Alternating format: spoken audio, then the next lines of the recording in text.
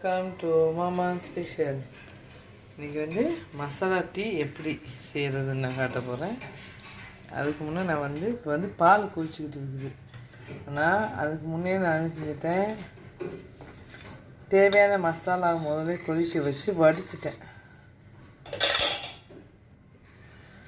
என்ன சேர்த்துருக்கேன்னா, 1/2 டீஸ்பூன் சீரகம், 1/2 டீஸ்பூன் பெருஞ்சீரகம், 1 டீஸ்பூன் அளவு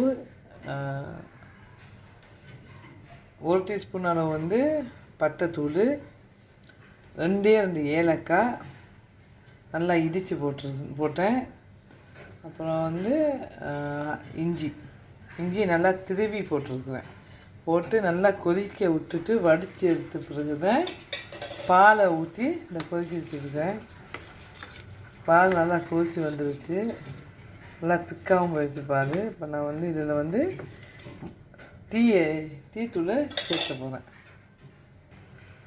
சித்திரத்தையும் சேர்த்தேன், அதை சொல்ல மறந்துட்டேன்.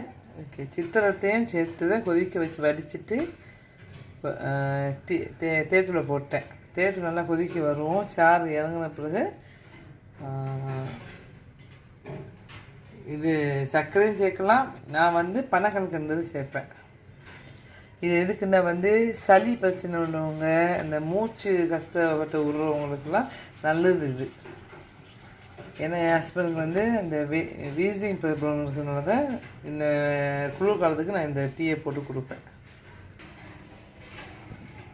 நாட்டு சர்க்கரை, பனக்கல்கண்டு இது ஒரு 2 டேபிள் ஸ்பூன் போட்டிருக்கேன்.